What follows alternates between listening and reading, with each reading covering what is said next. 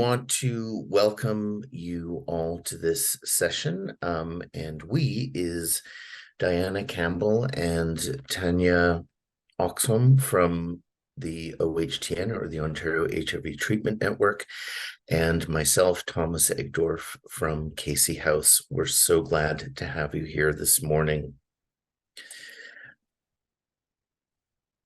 So today, our hope is, and the purpose of us coming together, is to understand the process of MAID, navigate potential spiritual conflicts, and processing the emotional impact. We really wanted to have a space to acknowledge and kind of begin the conversation or carry on the conversation about the impact of our clients and people in our personal lives dying through MAID, and the emotional impact that has on us, and the spiritual impact that has on us. So today is the first day that we're doing that. I don't want to take up any more time because I want to leave lots of time for Jeff's presentation and for the Q&A afterwards. So, but before we begin, we wanted to find out a little bit about who's in the room. And we have 2 poll questions, and I'll ask Tanya to launch the poll now. And if you could just take a moment and answer the 2. We'll start with the first one, and then move to the second one.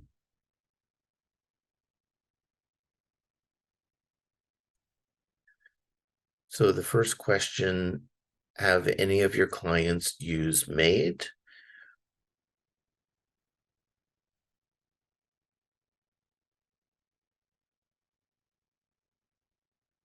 And I think we can probably show the results. So 31% have had a client who has used MAID, and 69% haven't. I'm actually a little surprised by that. I thought it would be higher at this point, but I think that shows that we're anticipating this to happen. And now I'll ask Tanya to launch the second poll, which is: have you interacted with anyone in your life that has used MAID? And if you could take a moment to fill that out, please.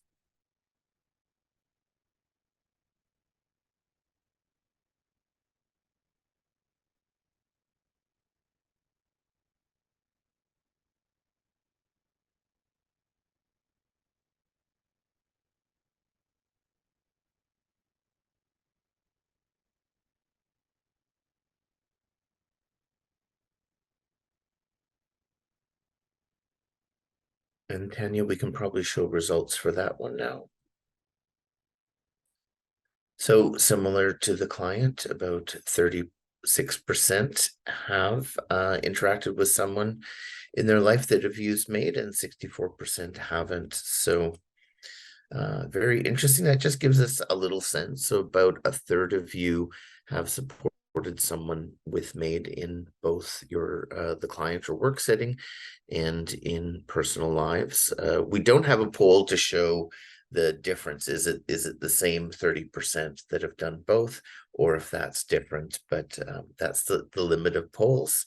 Now I would like to introduce our speaker. We're very excited to welcome Dr. Jeff Myers, who has been practicing palliative medicine for the past 25 years. He is an associate professor and the current Bresver Family Chair in End-of-Life Care and Medical Assistance in Dying at the University of Toronto's Department of Family and Community Medicine within the Temerty Faculty of Medicine. He is clinically based at the Hennick Bridgepoint Hospital's Albert and Tammy Latner Palliative Care Unit, and is the academic lead for the Tammy Latner Center for Palliative Care. Please join me in welcoming Jeff. And now I'll be quiet and let Jeff take over. Glad to see you here, Jeff. Good morning. Thanks so much, Thomas. Just maybe a quick thumbs up that you can see my slides and hear me okay. Thanks. Okay. So thank you very much for the invitation to be with you this morning. It's a great honor, and I'm very much looking forward to the discussion. And try and keep most of what I'm going to say to relatively brief. I do need to acknowledge first the Bresver family, who through their generous philanthropy, I'm able to come to you this morning with this presentation. They're strongly committed to improving sort of end of life conversations, both directly with patients and families and clients, and then also conversations like these as well. I acknowledge my work family, who always have to do a bit of extra work when I'm not around, and of course the family that I come home to every day. I'd also like to acknowledge the people and their families whose stories I'll be telling you today, as they are deeply etched in my memory, and I'm very grateful to them for the opportunity to sort of share some of their experiences. Thomas mentioned the aims for this morning. We're going to go through the process of MAID in detail. And as I do so, I'm going to be telling stories and sort of integrating and weaving in elements of the spiritual conflict and emotional impact, and sort of tie that up in the end. And then we're leaving plenty of time for questions and conversations. So as Thomas mentioned, I've been a palliative care physician for the last 25 years. I did my training undergraduate, my medical school in Calgary, and came to Toronto for my residency. And it was at the Wellesley Hospital, which I very specifically came to Toronto to complete my family medicine residency. And every day, every time I drive by on Wellesley Street, the old where the hospital used to be, it just breaks my heart a little bit, because it was such a fantastic place to work and to learn and to grow. Over the 25 years, I've had such I've been a palliative care clinician at such a critical time in the timeline of this discipline's kind of existence. I've had so many opportunities to care and to teach and to help develop my colleagues, to lead, to mentor, to discover a little bit, and most importantly, to learn. My most recent role is as the Bresver Family Chair, and with this chair, I am tasked with improving, in particular, family physicians' comfort in having discussions around end of life, which may include MAID. And the sort of last kind of headline for who I am is a MAID provider. I've provided 31 procedures to people at our palliative care unit at Bridgepoint, and completed over 60 assessments now. So I don't quite know where that puts me in terms of the all of the clinicians and across Canada and their experience, but I certainly feel like through these provisions and assessments, I've learned a great deal, and look forward to sharing a lot of that with you this morning. I wanted just to begin by grounding us in how frequent or how often MAID is actually happening across Canada. And what this graph shows is 2021 and 2022 data. The 2022 data was actually just released by Health Canada a few weeks ago. And it tells you by province and then also by the country, the percentage of deaths that are from MAID. So for example, the orange bar that is just above 3 is 3.3% of all deaths in Canada were from MAID, which increased to 4.1% in 2022. So of all Canadian deaths, 4.4% of them were from MAID. And then you can see the breakdown for each province, with the purple line being 2021 and the blue line being 2022, with Quebec having the highest percentage of deaths at 6.6%. So there, I would say, in comparison to other countries that have had a similar MAID-like procedure that's been legalized, So, for example, the Netherlands and Belgium, they hover around 5% and have done so for sort of 15 years and 15 years. And so I think Canada is close to reaching what other countries who have had this for quite some time are currently sort of seeing in terms of their percentage. I also wanted to actually do a quick poll and have a bit of a different method, because there's a number of you that are joining with groups, and so I wanted to, if you would be kind enough to, on your cell phone or right on your browser, go to slido.com, and when you are asked to put in the what code, if you put in MAID, it will take you to a poll question. On the left, you can actually still see that it's slido.com, and the experience number, or the event number is MAID. And the question that I'm hoping you can answer is, what word or phrase comes to mind as you think of MAID? You can see now people are very kindly putting in their responses.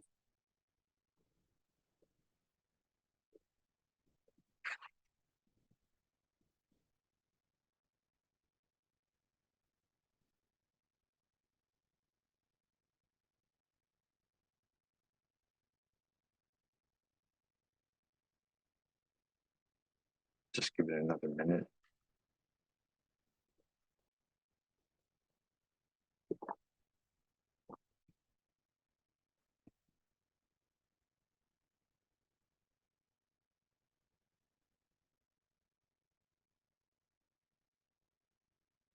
There's a few of you that are still typing, and please feel free to continue to do so.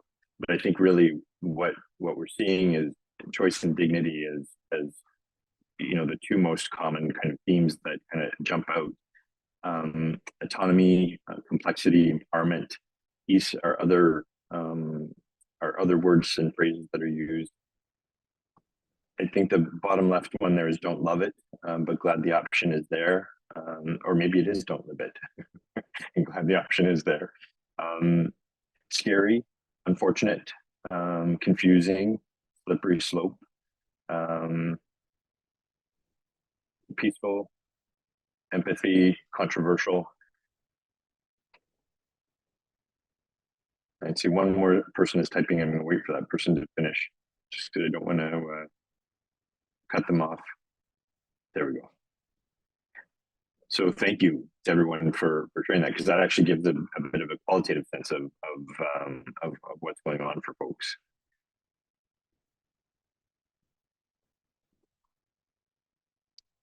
Okay. Back to seeing my slides, Diana. No, we're in presenter view. We're in your view, not the presenter view. We're seeing your notes. Yeah. Gotcha. Thank you.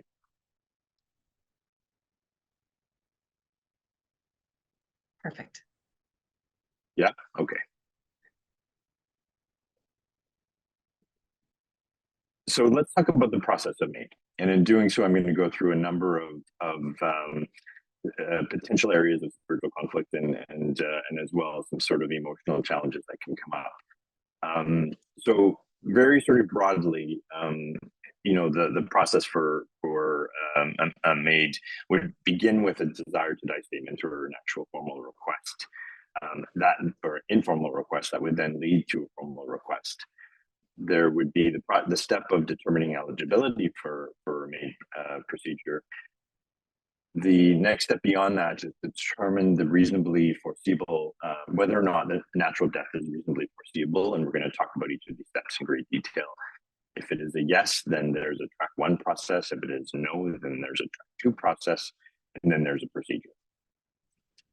All throughout the actual formal MAID process, there are safeguards along the way that are in place to try and ensure that we are protecting all elements of vulnerability to the extent that we can. And then also throughout the formal process, there is the role for conscientious objection. And so we'll be talking about that as well as we kind of go through each of the steps. All right, so then I'm going to start with a desire to die statement or MAID request. And what do I mean by that? So, a desire to die statement is, there's a whole body of evidence and literature that's been in place for many, many years. Because the ability to respond to a desire to die statement has long been an important skill.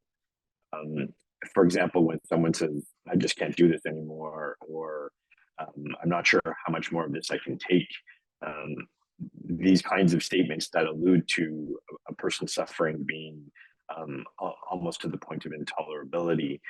And I think what's really important, regardless of your setting or context, is to explore this, what it means to a person when either a desire to die statement is made or an actual MAID request.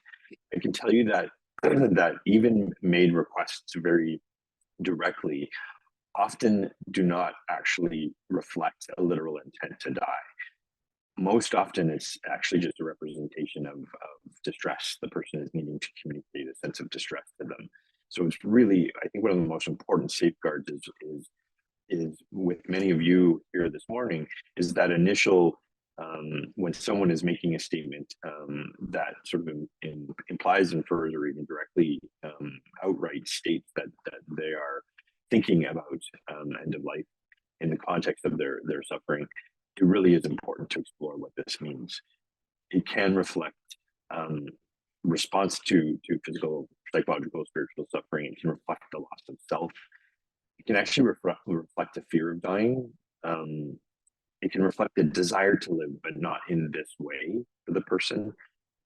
Death can be an escape for suffering, and it also can reflect a sense of control that one wants to have over their life, over their own life. The most important thing is that what MAID has done, I'm learning in the last several months in particular, it's given the Canadian public a language to talk about their suffering and talk about a sense of autonomy and control that they are wanting and needing. And it's not necessarily an actual request to move ahead. And I want to tell you a story that kind of embodies this. The first story I'm going to tell you is a patient of mine whose name and some of the details I've altered for anonymity. But Ambrose was admitted to our palliative care unit earlier in the year. He was from Antigonish, Nova Scotia. He had a very odd illness in 2018 that left him near constantly balance, and it was becoming worse earlier this year. It was increasingly difficult for him to swallow. He was admitted to hospital. They looked down into his throat and stomach, and they found a pretty major esophageal cancer. He had been in hospital for a month. He lived alone, and he really had deteriorated quite a bit in terms of his function. And so the plan was for him to be admitted to the palliative care unit. And the day before his admission, still in the hospital, he asked the palliative care physician who was caring for him about MAID. So my resident at the palliative care unit admitted Ambrose, and Ambrose didn't bring up MAID. He didn't raise it. He thought it was quite lovely, the room that he was in, and he was quite jovial. I asked the resident because there was a few things that from the story that sort of tweaked me to ask the resident. I said, did you ask Ambrose what he thinks this place is? And so the resident hadn't, and went and asked, and not to my surprise, but to the residents, Ambrose didn't have a clue what the palliative care unit was. It's actually not uncommon for the chaos of home or the chaos of the acute care hospital and decisions being made really quite under tricky circumstances for people not to appreciate what a palliative care unit actually is and why they're there. So we shared it with him, and he understood, and he understood his illness, he understood why he was there, and so sort of got over that. And about a week into his admission, he said to my resident, I think I'd like to schedule MAID, and I think I'd like to have it on my birthday. And so myself and a social worker and the resident went back the next day to explore this further with him, and we sat down and we're talking, and I asked him, tell me what your thoughts are around an assisted dying. And he gets his cell phone out and he puts it on speaker and he calls his brother in Antigonish, Nova Scotia, and has a conversation with him as if we're not in the room. He just completely sort of ignored my question, ignored what was happening, what we were all there to discuss, and called his brother. So we sort of left the room, and the resident came back later on, and he didn't bring it up.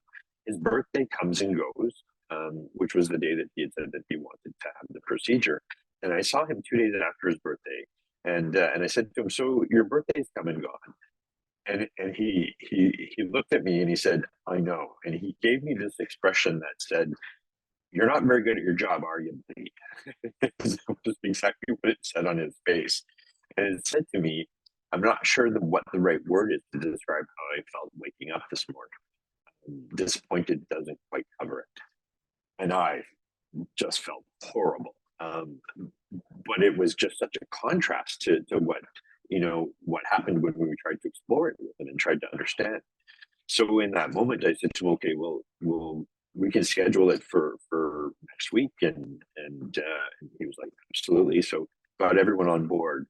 Had a colleague come and do an assessment. You need to do assessments, which we'll talk more about. And got to the point of the discussion where he said, "Why is it that you want to proceed with MAID?" And Ambrose said nothing. He literally just stared blankly at him and said nothing. And so, my colleague comes out and says, he wouldn't tell me anything about what he's feeling or what he's experiencing. And so I organized for another colleague to come the next day, and I went in and I said to him, if you're wanting to proceed which was now 2 days away, I need for you to share with this my colleague who's coming tomorrow why you're wanting to proceed with this. I said, absolutely. So my second colleague comes in and sort of texts me in the middle of the assessment and says, he's not saying a word.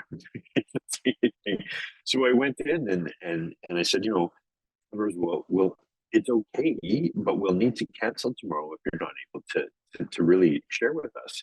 And he said, no, don't cancel. And I said, okay. And then I said, so then share with us why you're wanting to proceed with me. And he was silent. So we did cancel the procedure, and a few days later, I was seeing him again, and sort of out of nowhere, he looked up to me and he said, I have a new way of thinking about that. I said, okay. And he said, a young woman came to me in a dream a few days ago and said that it wasn't yet my time. And I said, okay.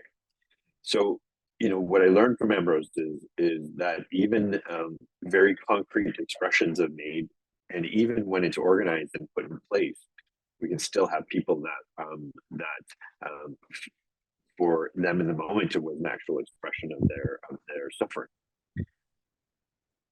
So back to the process, what does it mean to explore?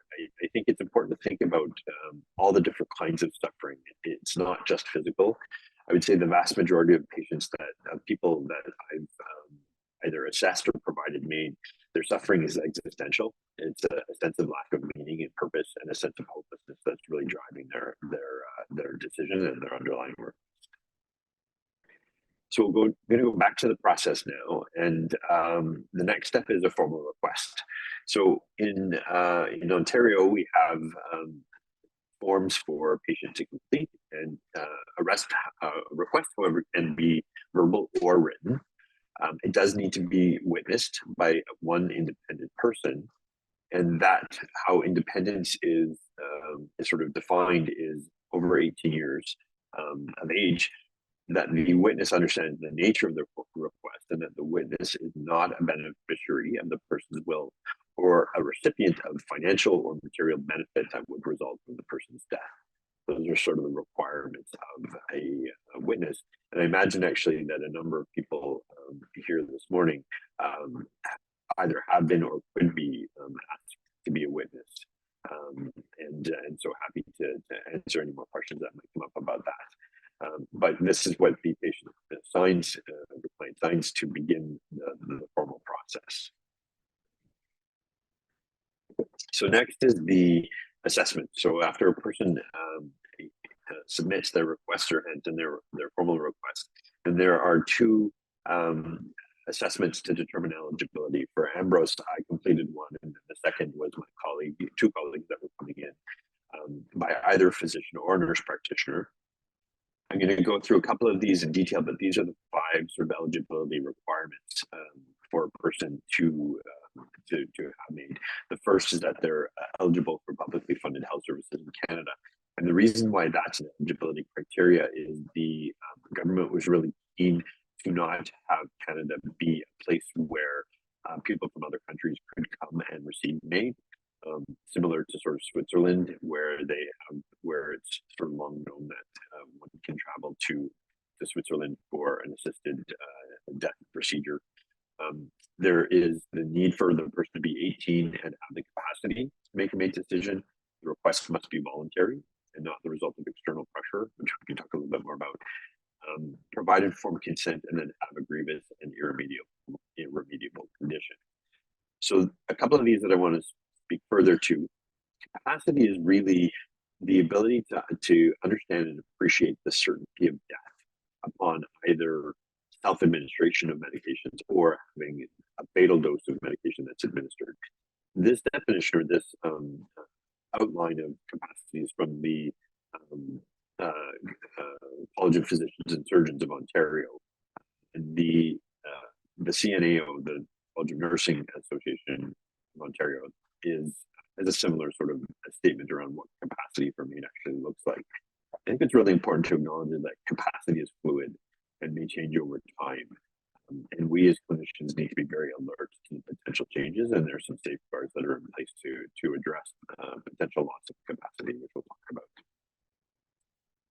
Informed consent is like any other decision in Ontario.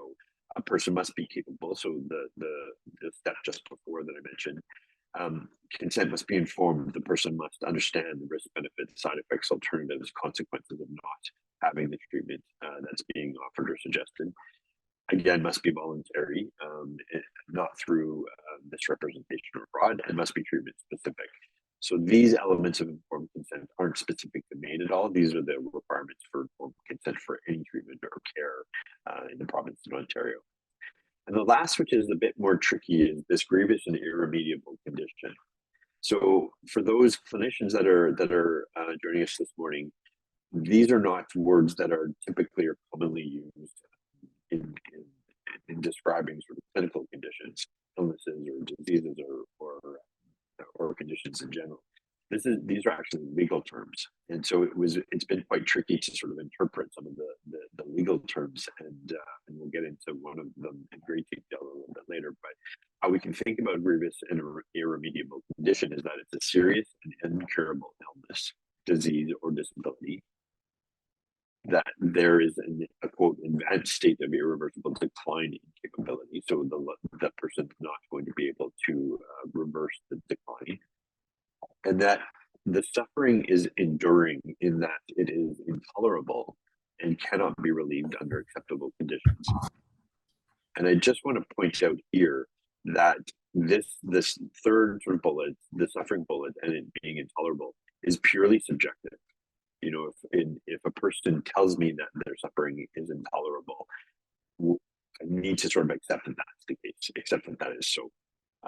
There is some a bit of interpretation when it comes to suffering, which is a bit tricky, but this is the one that we really can be quite challenging to sort through, is the sense of intolerability of a person's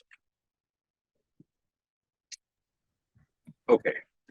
So I'm going to go back to our process here and spend a bit of time on this natural death being reasonably foreseeable. So some of you may know that in 2021, the legislation around MAID actually changed. In 2016 and 2021, natural death being reasonably foreseeable was one of the criteria under the grievous and irremediable condition. So it used to be, prior to 2021, that natural death must be reasonably foreseeable. In 2019, from the original 2016 legislation that went through, there was a court case in Quebec, and the reasonable foreseeability of natural death criterion was found to be unconstitutional. And what that led to in March of 2021 was Bill C7, with the original bill, the MAID legislation being C14. Bill C7 removed the requirement for death to be reasonably foreseeable. And what that did was introduce two streams of two tracks of MAID based on whether or not natural death was reasonably foreseeable. Okay, so track one is if a person's death is felt to be reasonably foreseeable, then track one is the process, and if track two, if natural death is found not to be reasonably foreseeable, then track two. I'll just tell you right now, the major difference between the two is that track two has a 90-day waiting period, whereas track one can occur, be scheduled right away. I'm going to tell you a story that gets a little bit into greater detail about this whole reasonably foreseeable natural death, because it's really quite complicated and quite difficult to sort through. And I'll tell you the story of a patient whose name is Adam. And he was a 47-year-old who had been diagnosed with multiple sclerosis about 7 years before I had met him. And 3 months before I met him, he had lost the ability to walk with a walker. And he acutely had an onset of double vision, where the lesions in his brain sort of caused acute double vision, which was quite impactful for him, and he was suffering quite a bit from it. He had become fully dependent for all of his care needs. He had great difficulty using his hands. His long-term memory was short-term memory and long-term memory actually was quite poor. And he had essentially been housebound. He didn't have response to a number of treatments, and he was actually admitted to Bridgepoint for rehabilitation. When he was admitted, he mentioned MAID on his admission to the rehab team. And there were some conflicting behaviors with his rehab. So he would talk about his desire to improve function and then decline a week's worth of therapy sessions. Increasingly more frequent mentions of MAID led to him being referred. And in our institution, we don't have a formal MAID team, so it was just through a colleague who connected with me and asked if I would meet with him. And through several discussions with Adam, I would say that how I would describe his thoughts on MAID, the one word I would use to describe it would be ambivalent. And to give you an example, so I started bringing the social worker in with me because I could tell that it was going to be a tricky situation. And for example, on one occasion, he said, these are his words, and because I wrote them down verbatim. Do I want to die? No. There's so much going on in the world, and I'm curious about what's going to happen. Has life become unbearable? Yes. Is there a chance life will become less unbearable? I used to think there was a chance. I used to hope for one, but I don't hope for this anymore. And I've accepted there's no chance for improvement. And just for like, this is him asking himself these questions. And his last sort of statement was, am I willing to proceed with MAID? Yes. And I have to tell you that when he said, am I willing to proceed with MAID, it was all sort of the hairs on my arms kind of stood up, because what inherent in that statement, am I willing to proceed? It's a very externally focused statement, right? It's as if someone's offering it to him, and he's sort of acquiescing around his willingness to proceed. So it was a really tricky thing to sort through with Adam, because I'm not sure that it's for us to be offering MAID, and we can talk about it a little bit more, but am I willing to proceed, and this element of coercion to it that I was really uncomfortable with. So for Adam, what ended up happening is that he sort of over time, this ambivalence cleared through just conversation, and he did become quite certain around his decision to proceed. And so a nurse educator colleague of mine, who witnessed his formal consent for us, called me after she met with Adam and asked me, what are your thoughts on on reasonable foreseeability. And this was in 2021 when the legislation had gone through. And to be honest, it didn't occur to me that his death was not reasonably foreseeable. But what that made me realize is that there's a whole spectrum of this interpretation of reasonable foreseeability of death, like how someone's death, whether or not it's reasonably foreseeable. Because on one hand, I could see a person having a perspective that no person's death is reasonably foreseeable. And on the other hand, I could see the perspective that someone would have where every person's death is reasonably foreseeable. These, again, are legal terms. Reasonable foreseeability is a legal term. And so, there's a massive inconsistency across clinical settings around the interpretation of reasonable foreseeability, which is really quite tricky and in some ways problematic. Efforts to kind of define reasonable foreseeability have been made. And in Alberta, a court case actually outlined for us that there should be a temporal but flexible connection between the person's overall medical circumstances and anticipated death, but that there is no specific requirements in terms of prognosis or proximity to death. Another phrase that's often used to define reasonable foreseeability is reasonably predictable. But the bottom line is that for every client or every patient, whether or not their death is reasonably foreseeable is going to be the combination of the specific context, the clinician's baseline view where they sit on the spectrum, which is mostly shaped by values and sort of exists on the range. So track 1 versus track 2 is quite tricky because of this reasonably foreseeable component. So just for a second on track 2, the other elements of track 2 that are important to highlight is that one of the two assessors should have expertise in the condition causing suffering. So if I give you an example, arthritis. Arthritis is an incurable condition that can progress over time and cause enduring suffering. A person with arthritis does qualify for MAID, would be eligible for MAID. One of the assessors, because their death is probably not reasonably foreseeable, one assessor should be a rheumatologist or an expert in arthritis. If neither of the two assessors do have the expertise, then a third person must be consulted who does. They don't need to meet the patient, but they do actually have to make sure that the patient has been informed of all available means to relieve the suffering and offered consultations and services to do so. What we mean by available means includes sort of counseling, community services, time care, mental health, disability support services. That sort of experts in the underlying condition would need to have knowledge about all of these things. And these are all musts. These are what must happen.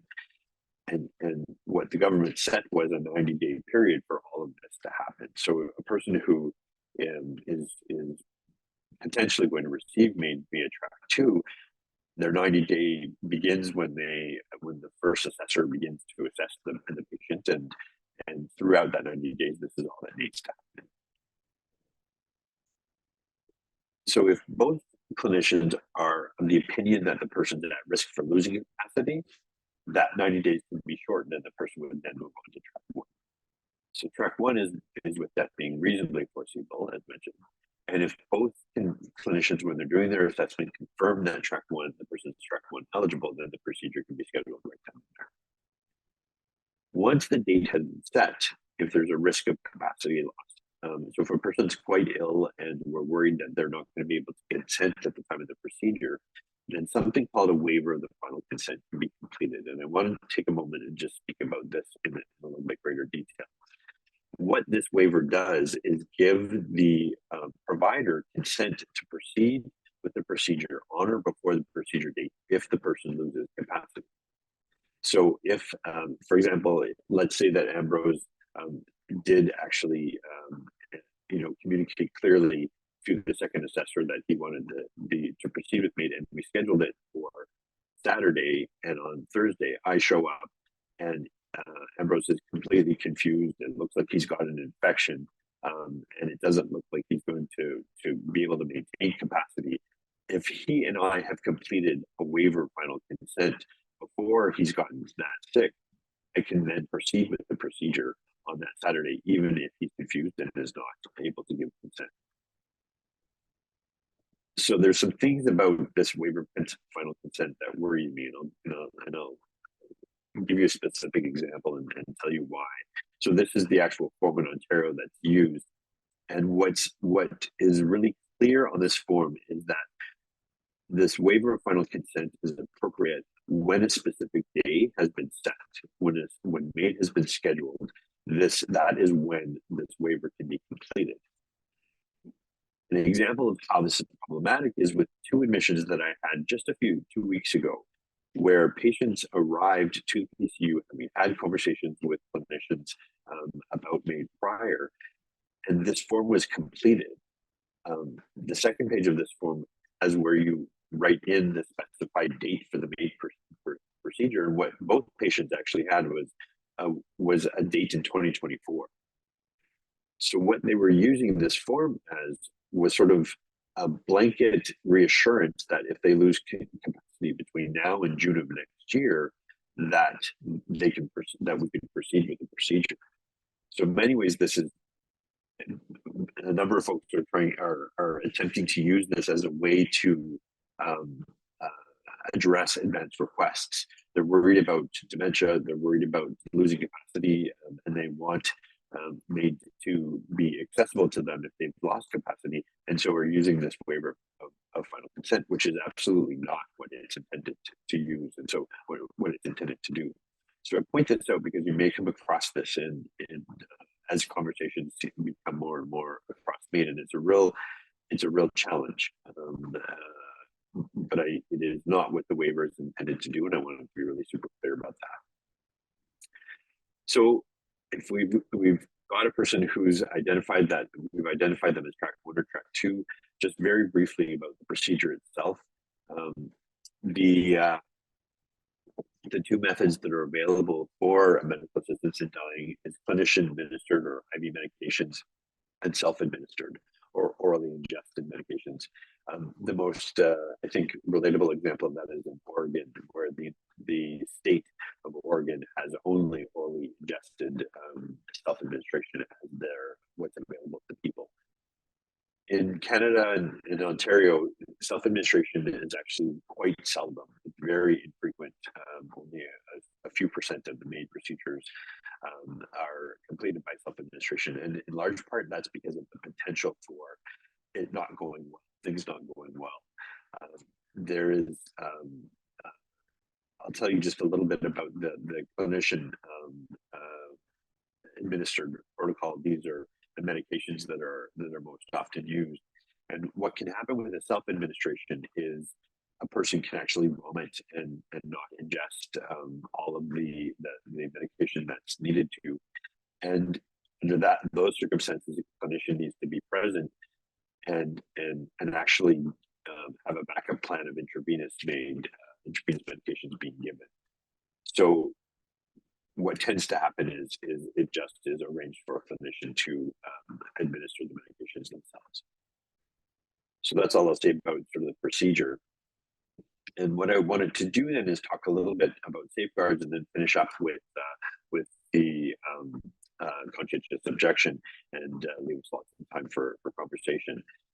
The safeguards that were put in place with both legislations, I've mentioned a number of them already, actually. And the safeguards that I think are important to underscore is that the request, and this is sort of, apologies, the first bullet is incorrect, because that was prior to 2021 when it did require it to be in writing. It can be verbal. But the independent witness is intended to be a safeguard. The two independent clinicians providing assessments and confirming eligibility is meant to be a safeguard. That the person must be informed at multiple points along the way that they can withdraw their request at any time in any manner. And unless a waiver of final consent has been signed, that they must have the opportunity to withdraw consent and expressively confirmed consent immediately before receiving MAID. So then that leaves us with conscientious objection, and I want to tell you one final story, and it's actually my story about conscientious objection, and through a patient of mine, Henny. So I joined the palliative unit team at Bridgepoint in 2017, about 5 years ago, and prior to that, I was the lead at Sunnybrook palliative care team, and I worked primarily in the breast cancer clinic and palliative care clinic within breast cancer, and I had no exposure experience to MAID when I came to Bridgepoint. And Henny was one of the first patients I admitted about 3 months after I started working there. She was a 7-year-old woman who was recently retired and driving along the States in a caravan with her husband when she started to have difficulty finding words. And she was diagnosed with a glioblastoma. And she went through surgery and radiation and chemotherapy, and her glioblastoma was quite aggressive, and she had advanced to the point that it was quite difficult to care for her, and so she was admitted to the palliative care unit for end-of-life care. When she was admitted, she was still able to speak phrases, sentences, occasionally had difficulty finding words, but very quickly that evolved to her only being able to say yes or no. And then that evolved into her being able to give a thumbs up and thumbs down to questions. And that evolved to her responsive. She would sort of do this, and then you would see her doing that, because the tumor was right in the expressive part of her brain. And so she would mean no. Her hand would go up, and she would sort of force it to go down like that when she knew that it wasn't doing what she wanted it to do. And at that point, he said to me, "I've had it. I'd like to proceed with MAID." So that was the first time for me. That was the first person that had expressed their decision and their desires. So it was very much a big learning curve for me to go through the process of assessing her, having gone through the process of caring her for 3 or 4 weeks up to that point. I felt strongly that I wanted to be the provider that provided MAID for her. To be frank, I'm a bit of a control freak, and I didn't trust anyone else to do it well, even though I hadn't done it yet. And I remember walking to work that morning, and I was really uncertain how I was going to feel about about giving these medications IV. And I walked into Penny's room that morning, and I said to her, "How are you this morning?" And she said, "I've never been happier." And that was the first time I had heard her voice in weeks.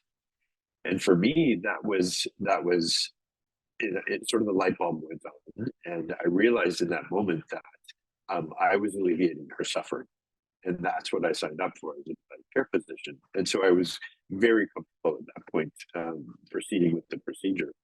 A nurse colleague of mine walked in a few minutes later with Tim's coffee for us, and I was sort of going on about how I never rolled the rim. I thought I didn't understand the rim rolling thing. I didn't get the whole thing.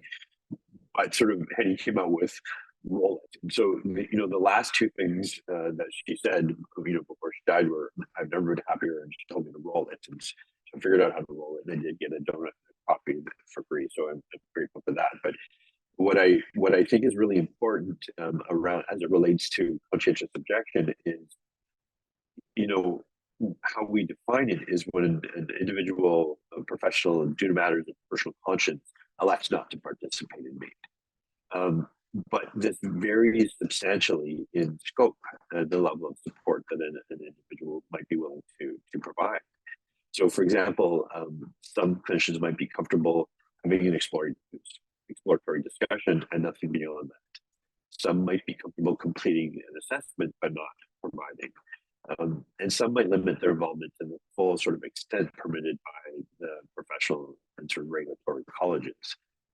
The other thing about conscientious objection that I think is important to acknowledge is that institutional processes and institutional conscientious objection vary significantly across the province and across the country. So what's really important is for institutions to have clear views and clear processes processes in place that support clinicians to address whatever conflict, spiritual or emotional, that might come up. So if we are declining to provide MAID or discuss or assess for MAID or even discuss MAID due to conscientious objection, what is important is that this decline must be in a way that respects the person's dignity and must not impede access to MAID. And I'll speak about that in a moment. But it's important that we communicate when we do have a conscientious objection, that we communicate it directly, sensitively, and identify that it's due to personal and not clinical reasons. It's really important to distinguish between the two. And that as we're doing so, it's important not to express certain personal moral judgments about the person. We also have a duty to effectively refer, which goes back to must not impede access. And an effective referral in Ontario, what we have is the MAID Care Coordination Service, which is a provincial service that's in place, which allows clinicians, clients, patients, caregivers access to information about MAID and actually request referrals. So that is a mechanism by which the person doesn't have a clinician that they can talk to about the service is in place for people, clinicians and patients and families. And I think with that was my last slide, and so I'm going to turn it over to, oh no, second last slide, sorry. There were three populations of in my last minute, actually I've got a couple of minutes, so I'm glad I've got this last slide. There are three populations that are still outstanding where we're not quite sure where things are with MAID and their access to MAID. The first is a person whose primary diagnosis is a mental illness. That was in March of 2023, that was to be made available to people that had mental illness as their primary diagnosis. That was delayed a year. And so in March of 2024, we expect that the legislation will be revised once again to include mental illness as the sole underlying condition for which a person can request MAID. You can imagine the complexity around mental illness being considered irremediable. I think is the big, and also distinguishing this from suicidal ideation. So those are huge, complex topics that require their own sort of several hours to go through. But I just want to point that out as was one population. The second population, for which there's been discussions at the Senate level, are mature minors. So somebody who's younger than 18 but deemed to be capable to make a MAID decision. In Ontario, we don't have an age of consent.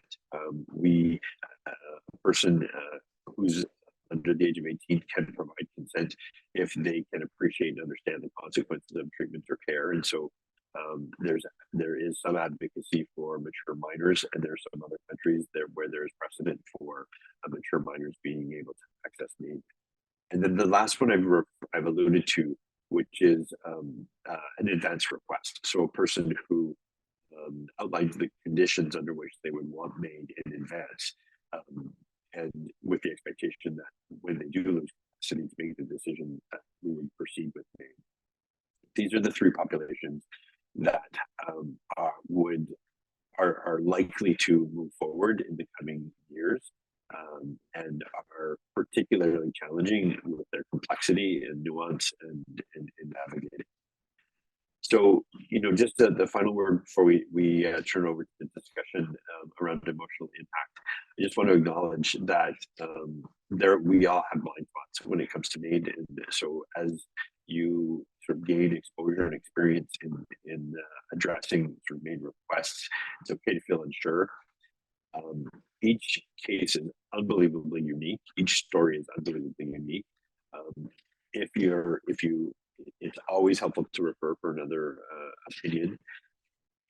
Reflect on and set personal limits for yourself. For me, my personal limits are: I need to have been cared for. I need to have cared for the person.